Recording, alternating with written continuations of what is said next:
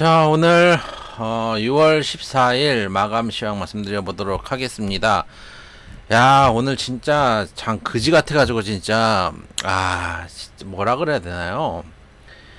아니, 오늘 코스피 0.72%, 코스닥이 2.79%까지 빠졌거든요. 사실 이렇게 빠질 장이 아니거든요. 오늘 어제 CPI도 잘 나왔고, 사실 저는 오늘 뭐 많이는 못 갈 거라고 생각했어요. 왜냐하면은 우리나라 시장이 이렇게 지금 유동성이 풍부한 상황이 아니기 때문에 대충 그래도 양시장 한 0.5% 정도에서 0.3% 정도 좀 소폭 강세 정도 사실 예측했거든요. 그리고 지금 우리 시장은 이꼬라지인데 지금 전체적으로 보면은 아시아 시장 같이 보죠. 니케이가 1.47% 올랐습니다. 와. 니케이가 3시 반에만 문이 닫거든요.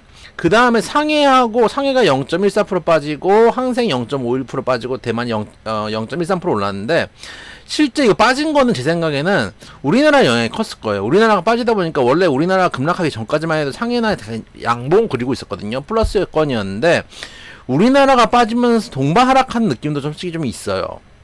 그런 느낌도 좀 있고, 우리나라 왜 빠졌냐? 뭐 무슨 그지 같은 일이 있었길래 우리나라는 빠졌냐라고 이제 생각을 보면은, 일단 이제 둘 다 제가 장중에 브리핑을 드렸지만, 일단 미국에서 고션이라는 회사가 양극재 응급제 회사를 승인받았다라는 뉴스가 전해졌는데, 이 뉴스를 장중에 찾기가 진짜 힘들더라고요. 외신을 찾아야지 나오는 뉴스였고, 실제 우리나라 장중에는 우리나라 언론에서 거의 나오지 않았었어요. 지금 머니투데이 나온 제가 뉴스를 가져왔는데, 이것도 4시 26분 뉴스예요. 보면은 미국 내 전기차 배터리 공사 건설 계획이 막힌 중국 회사 고션이 조 바이든 행정부의 국가안보 위원 검토를 통과했다. 앞서 주정부로부터 거액의 보조금도 약속받은 상황. 고션은 공장을 계획대로 추진할 수 있다라는 얘기가 나왔습니다. 미국 외국인 투자 심의위원회가 고션의 미시간 부지 매입 제한이 심사 대상 부동산 거래나 미국 국방 물자 생산법에 적용을 받는 거래가 아니다라고 결론을 내려서 어쨌든간 허가됐다라는 이제 뉴스가 나옵니다.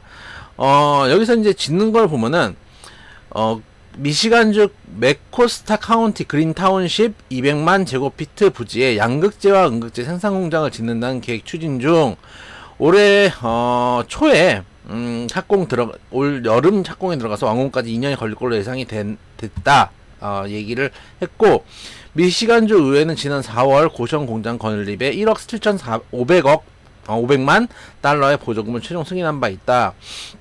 이 고션이라는 회사는 모회사인 고션 하이테크가 CATL, BYD 그리고 CALB에 있는 중국 4대 전기차 배터리 회사다. 2020년에 독일 폭스바겐이 회사 지분 26%를 사도 최대주겠다.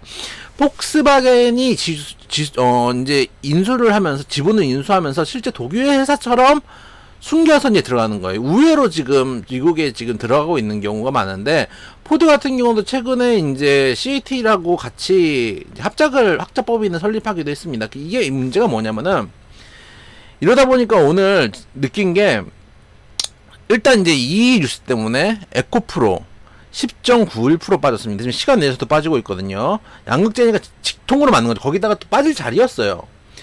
딱 기술적으로 정고점 인근에서 딱 걸리는 자리이기 때문에 빠질 자리였어요. 에코프로 BM 마찬가지.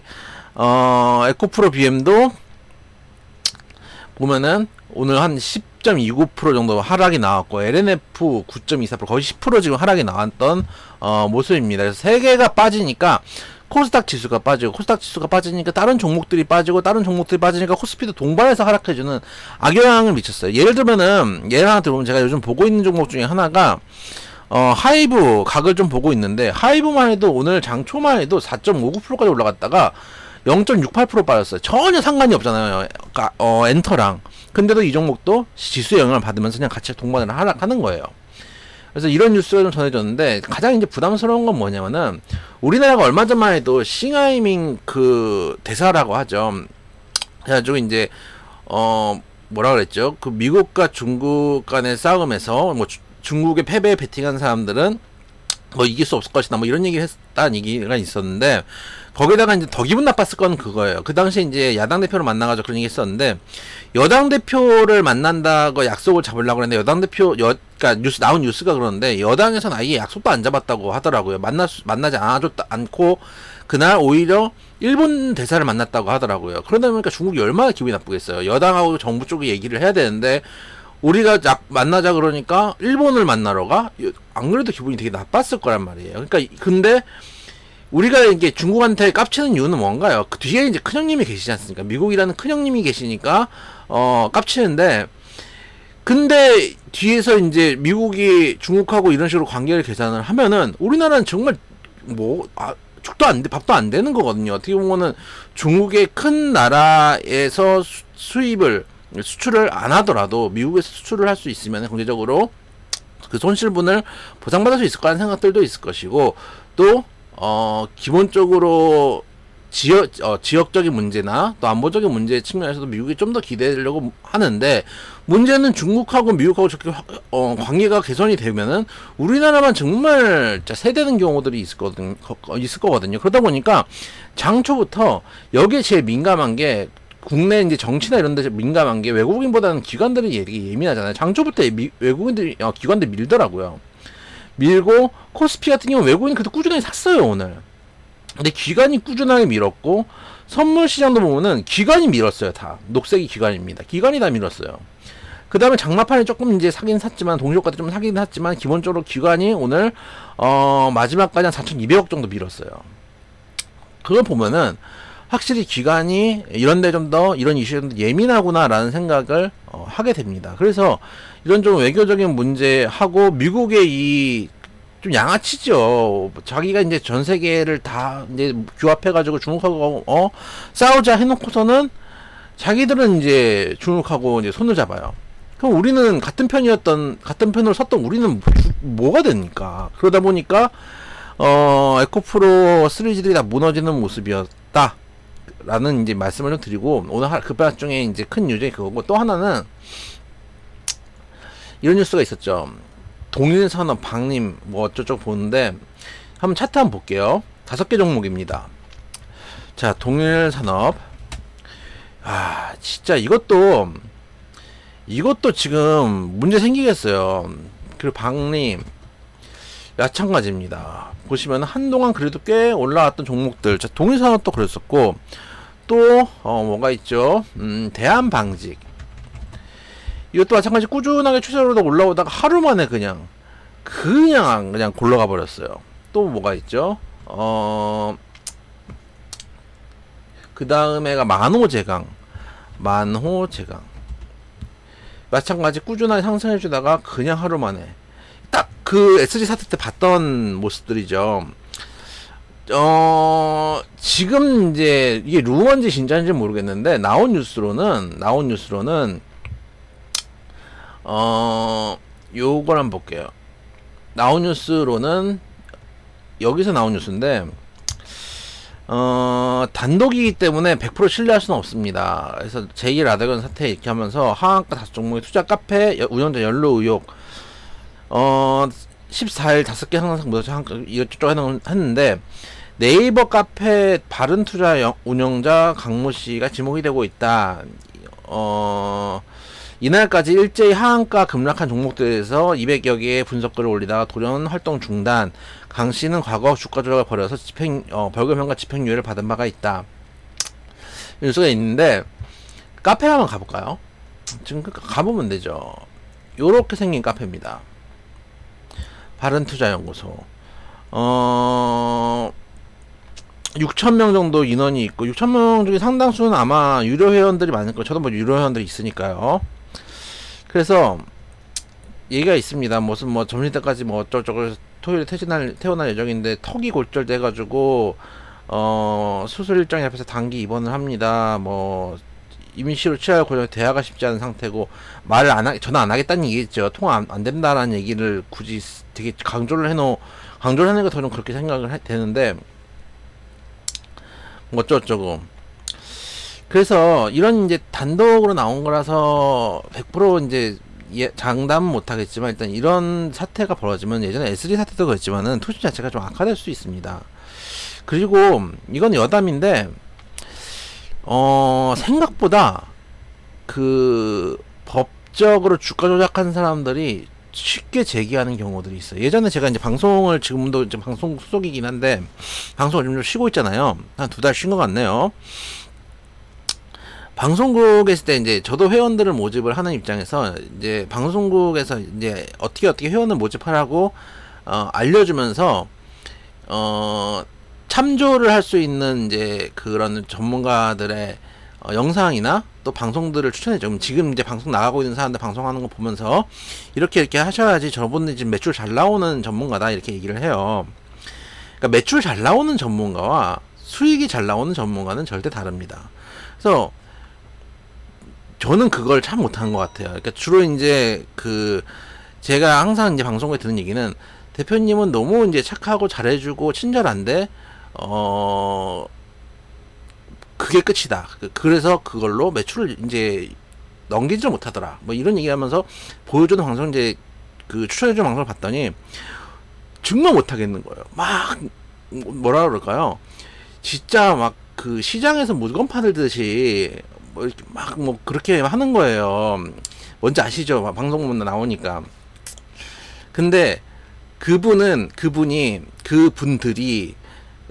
그분들 중에 몇몇은 심지어 주가 조작 혐의로 깜빵을 갔다 왔다는 거예요. 그래서 제가 물어봤어. 아니 깜빵 갔다 오면 방송국에서 안 써야 되는 거 아닙니까? 이렇게 물어봤더니 매출이나 이런 것들에 대해서 자유롭지가 않은 거예요. 방송국에서도. 광고도 들어와야 되고 실제 일정 정도의 시청률이 나와야 되는 부분들이 있거든요. 자세히 말씀드리기 어렵죠. 그래서 그런 전문가들이 정말 장사를 잘하는 거예요. 그래서 보면서 되게 여러 가지 생각을 했는데 역시 마찬가지입니다. 지금 아까 운영이 참 잘 되는 카페겠죠. 그러니까 이제 매출들로 나오고 할 텐데 6천 명이나 회원이 되는 거죠.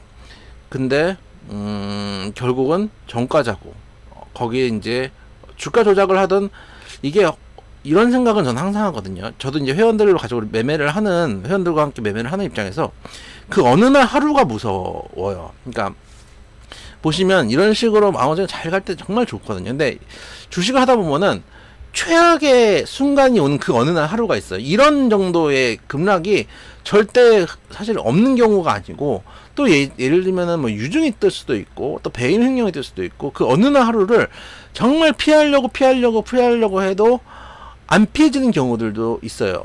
뭐 배임 횡령 이런 거 진짜 피하기 힘들거든요. 재무가 좋아도 그런 것들은 나오기 때문에. 근데 그런 것들 최대한 피해 나가야지 그나마 리스크를 줄 수 있거든요. 그래도 몇 년 동안 제가 이제 2대1 여서 한 5, 6년? 5년 정도 한 것 같은데 회원들 모시고 같이 가면서 그래도 그런 리스크들은 어떻게 다 피해서 왔던 것 같아요.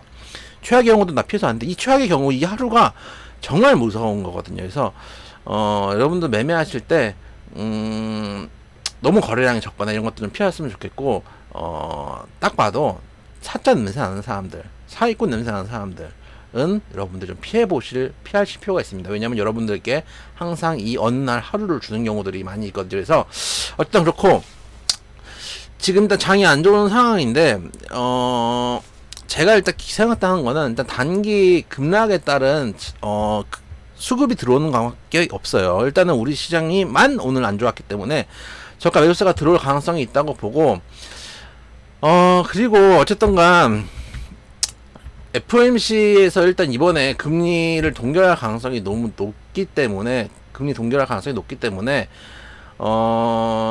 일단 금리 동결을 하고 그 다음에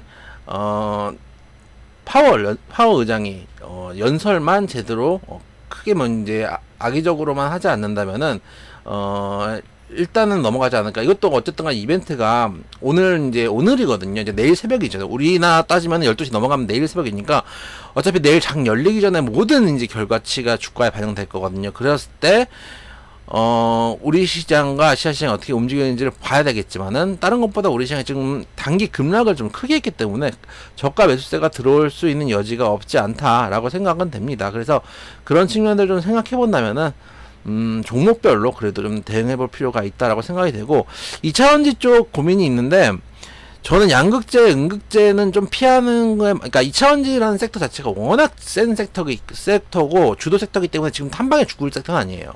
근데, 양극재, 음극재와 직접적으로 연관되는 건 조금 피해갈 필요는 있는 것 같아요. 특히 에코프로 같은 경우는 일단, 에코프로는 여기서 죽을 거냐라고 생각되지는 않거든요. 아마, 딱 여기 걸렸기 때문에, 한번 내려오고, 그러다 50만원대쯤까지 내려온다면 다시 한번 박스권을 그리면서 올라가지 않을까. 이 박스권 안에 갇히지 않을까. 박스권만 돼도 되거든요. 그래서 그런 측면들만 만약에 어느 정도 브레이크만 잡혀준다면은 제 생각에는 그래도 종목별로 조금 저가 메리트 있는 종목들은 해볼 만한 장세가 아닌가라는 생각을 하고 있습니다. 오늘 새벽 파월 의장 연설을 보면서 내일 장 다시 한번 말씀드려 보도록 하겠습니다.